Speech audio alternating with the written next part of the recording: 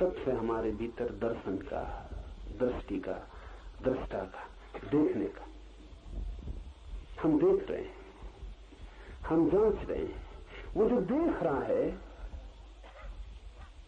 वही है साक्षी, जो दिखाई पड़ रहा है वही है जगत। जो देख रहा है वही हूं मैं, और जो दिखाई पड़ रहा है वही है जगत। अध्यास का अर्थ है कि जो देख रहा है वो भूल से ये समझ लेता है कि जो दिखाई पड़ रहा है वो मैं हूं। ये अध्यास है। एक हीरा मेरे हाथ में रखा है, उसे मैं देख रहा हूं। अगर मैं ये कहने लगूं कि मैं हीरा हूं तो अध्यास होगा, क्योंकि हीरा मेरे हाथ पर रखा है, दिखाई पड़ रहा है, ऑब्जेक्ट है, एक विषय है, और मैं देखने वाला हूं, अलग हूं। देखने वाला सदा ही अलग है उससे जो दिखाई पड़ता है। देखने वाला कभी भी दृश्य के साथ एक नहीं है। देखने वाला सदा ही दिखाई पड़ने वाले से भिन्न है। मैं आपको देख रहा हूं क्योंकि आपसे भिन्न हूं, आप मुझे देख रहे हैं क्योंकि मैं आपसे भिन्न हूं। जो भी दिखाई पड़ता है वो आपसे भिन्न है। उसको ही अपने से अभिन्न समझ लेना अध्यास है। जिसको आप देख रहे हैं उसके साथ इतने मोहित हो जाना कि लगने लगे ये मैं ही हूं। यही भ्रांति है। इस भ्रांति को तोड़ना है और अंततः उस शुद्ध तत्व को खोज लेना है जो सदा ही देखने वाला है और कभी दिखाई नहीं पड़ता। ये थोड़ा कठिन है। जो देखने वाला है वो कभी दिखाई नहीं पड़ सकता है, क्योंकि वो किसको दिखाई पड़ेगा। आप सारी चीजों को देख सकते हैं जगत की, सिर्फ अपने को छोड़कर। आप अपने को कैसे देखिएगा, क्योंकि देखने में दो की तो जरूरत पड़ेगी ही, जो देखे और जो दिखाई पड़े। आप सब कुछ देख सकते हैं, अपने भर को आप नहीं देख सकते। कैसे देखिएगा। किसी चमीटे से हम उसी चमीटे को पकड़ने की कोशिश करने लगे, सब पकड़ सकते हैं उस चमीटे से, सिर्फ उसी चमीटे को पकड़ने की कोशिश असफल जाएगी। और तब बड़ी मुश्किल होगी कि चमीटा भी कैसा पागल है, सब कुछ पकड़ लेता है तो अपने को क्यों नहीं पकड़ पाता। हम सब कुछ देख लेते हैं, अपने को नहीं देख पाते, देख भी नहीं पाएंगे। और जिसको भी हम देख लेंगे जान लेना कि वो हम नहीं है। तो जिस चीज को भी आप देखने में समर्थ हो जाएं, आप समझ लेना कि इतनी बात तय हो गई कि ये मैं नहीं हूं। कोई आदमी अगर ईश्वर का दर्शन कर ले तो समझ लेना एक बात पक्की हो गई कि आप ईश्वर नहीं हैं। आपको भीतर प्रकाश का दर्शन हो जाए तो समझ लेना एक बात पक्की हो गई कि आप प्रकाश नहीं है। आपको भीतर आनंद का अनुभव हो जाए तो आप एक बात पक्की समझ लेना कि आप आनंद नहीं है। जिस चीज का भी अनुभव हो जाए वो आप नहीं है। आप तो वो है जिसको अनुभव होता है। तो जो भी चीज अनुभव बन जाती है उसके आप पार हो जाते। इसलिए एक कठिन बात समझ लेनी उपयोगी होगी कि अध्यात्म कोई अनुभव नहीं है। दुनिया में सब चीजें अनुभव है, अध्यात्म कोई अनुभव नहीं है। अध्यात्म तो उसकी तरफ पहुंच जाना है जिसको सब अनुभव होता है और जो स्वयं कभी अनुभव नहीं बनता। अनुभोक्ता, साक्षी, दृष्टा। आपको मैं देखता हूं, उधर आप हैं, इधर मैं हूं। उधर आप हैं जो दिखाई पड़ रहा है, इधर मैं हूं जो देख रहा है। ये दो हैं।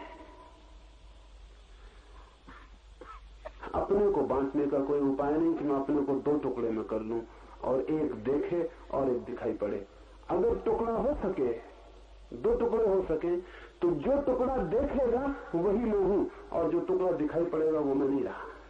वो बात समाप्त हो गई, वो मुझसे टूट गया, वो अलग हो गया। उपनिषद की व्यवस्था, प्रक्रिया, विधि यही है। नेति नेति, जो भी दिखाई पड़ जाए कहो कि ये भी नहीं। जो भी अनुभव में आ जाए कहो ये भी नहीं, और हटते जाओ पीछे, हटते जाओ पीछे, हटते जाओ पीछे। उस समय तक हटते जाओ जब तक कि कोई भी चीज इंकार करने को बाकी रहे। एक ऐसी घड़ी आती है सब दृश्य खो जाते, एक ऐसी घड़ी आती सब अनुभव गिर जाते। सब ध्यान रखना, सब काम वासना का अनुभव तो गिरता ही है, ध्यान का अनुभव भी गिर जाता है।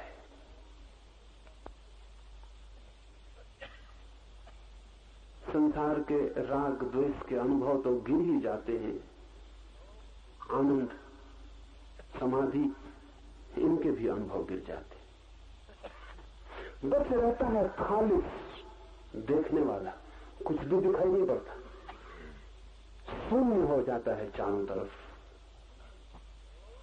रह जाता है केवल देखने वाला, और चारों तरफ रह जाता है खाली आकाश।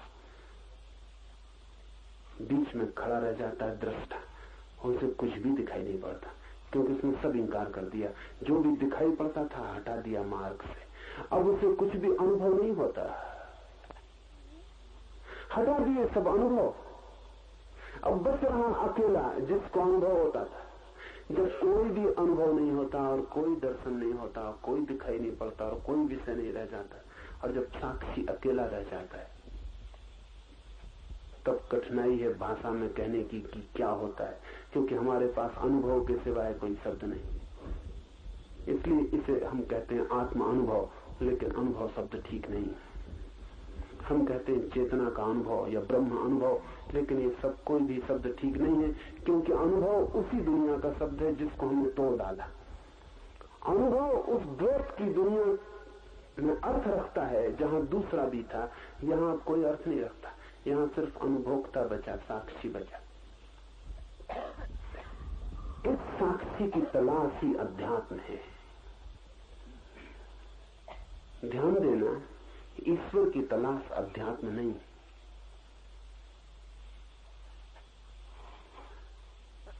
पुराने योग सूत्रों ने ईश्वर की चर्चा ही नहीं की, बात ही नहीं उठाई, कोई जरूरत न थी। बाद में योग सूत्रों ने ईश्वर की चर्चा भी की तो उसको भी एक अध्यात्म की खोज का साधन का साध्य नहीं, उसे भी कहा कि ये साधना में सहयोगी होता है, इसलिए ईश्वर को मान लेना अच्छा है। साधना में सहयोगी होता है अध्यात्म की खोज में, इसलिए मान लेना अच्छा, एक उपकरण है। ईश्वर भी एक विधि है बस। इसलिए बुद्ध ने इंकार कर दिया, महावीर ने ईश्वर को इंकार कर दिया, उन्होंने दूसरी विधियां खोज ली, उन्होंने कहा इस विधि की कोई भी जरूरत नहीं है। अगर विधि ही है ईश्वर तो फिर दूसरी विधियों से भी काम चल सकता है। लेकिन बुद्ध और महावीर भी साक्षी को इंकार नहीं कर सकते, ईश्वर को इंकार कर सकते। सब कुछ इंकार किया जा सकता है, लेकिन अध्यात्म की जो आत्यंतिक आधारशिला है वो साक्षी है, उसे इंकार नहीं किया जा सकता। इसलिए चाहे ईसाईयत, चाहे इस्लाम, चाहे हिंदू, चाहे जैन, चाहे बौद्ध, एक बात आप खोज लेना, अगर किसी भी धर्म में साक्षी की कोई बात हो तो समझना कि वो धर्म है। अगर साक्षी की बात ही ना हो तो समझना कि उसका धर्म से कोई भी संबंध नहीं। और सब बातें गौण हैं, और सब बातें उपयोगी गैर उपयोगी हैं, और सब बातों में मतभेद हो सकता है, साक्षी के मामले में मतभेद नहीं हो सकता। इसलिए अगर किसी दिन दुनिया में धर्म का विज्ञान निर्मित होगा तो उसमें ईश्वर, आत्मा, ब्रह्म, इन सब की चर्चा नहीं होगी, क्योंकि ये सब स्थानीय बातें हैं। कोई धर्म मानता है, कोई नहीं मानता, लेकिन साक्षी की चर्चा जरूर होगी, क्योंकि साक्षी स्थानीय घटना नहीं है। धर्म ही नहीं हो सकता बिना साक्षी के, तो साक्षी भर एक वैज्ञानिक आधारशिला है समस्त धर्म अनुभव की, समस्त धर्म की खोज और यात्रा की। और इस साक्षी पर ही सारे उपनिषद घूमते हैं इर्द गिर्द, सारे सिद्धांत और सारे इशारे इस साक्षी को दिखाने के लिए।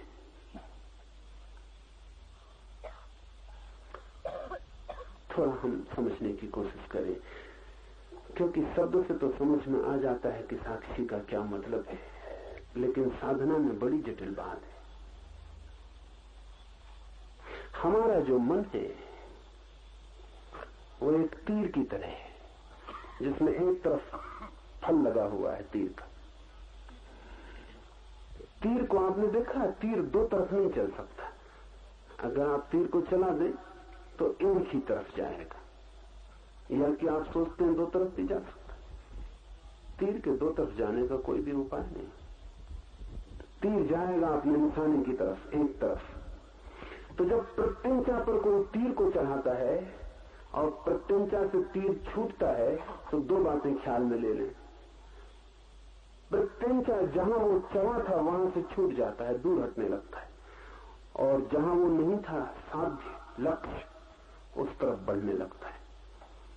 एक स्थिति ये थी कि प्रत्यंचा पर चढ़ा था तीर, दूर बैठा था पक्षी वृक्ष पर, उसकी छाती में नहीं चुभा था तीर।